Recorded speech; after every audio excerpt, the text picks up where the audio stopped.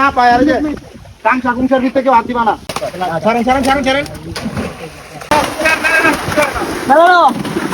আসসালামু আলাইকুম, আশা করি সকালে ভালো আছেন। রোজা রেখে দুপুর 12টা বাজে আমরা রওনা হই একটি পুকুরের টেস্টে যাওয়ার উদ্দেশ্যে। যেহেতু ঈদের কিছুদিন পরই পুকুরটিতে খেলা হবে, সেই কারণে দেখার জন্য যাচ্ছি পুকুরে কি স্বরূপ মাছ আছে তাই। দেখতে দেখতে হাইওয়ে এক্সপ্রেস ছেড়ে মোটামুটি ভিতরে একটি রোডে ঢুকে পড়ি। খানিকটা পথ যাওয়ার পর একেবারে চলে আসি ভিতরের শাখার রুটে। যতই নারায়ণগঞ্জের ভিতরে ঢুকতেছিলাম, রাস্তা যেন ততই আরো সুন্দর হয়ে যাচ্ছে। এক পর্যায়ে যেতে যেতে আমাদের চোখ কারে নদী, রাস্তার পাশ দিয়ে বয়ে যাওয়া নদীটি যেন আমাদের মন এবং চোখ দুটোই কেড়ে নেয়। তাই তো এক পর্যায়ে চেষ্টা করলাম ক্যামেরার ফ্রেমে প্রকৃতিকে বন্দি করার। সত্যিকার অর্থে তা কি আর বাস্তবে সম্ভব? তাই তো আমার পক্ষে যতটুকু সম্ভব হয়েছে আপনাদেরকে তুলে ধরার চেষ্টা করেছি। যাই হোক, বেশ কিছু সময়ের ব্যবধানে আমরা একেবারে চলে আসি পুকুর পাড়ে। এসে দেখি পুকুরে জাল নামিয়ে ফেলেছে। আমাদের আসতে যেহেতু বেশ কিছুক্ষণ দেরি হয়ে গেছে, সে কারণেই মূলত জাল টানার কিছু অংশ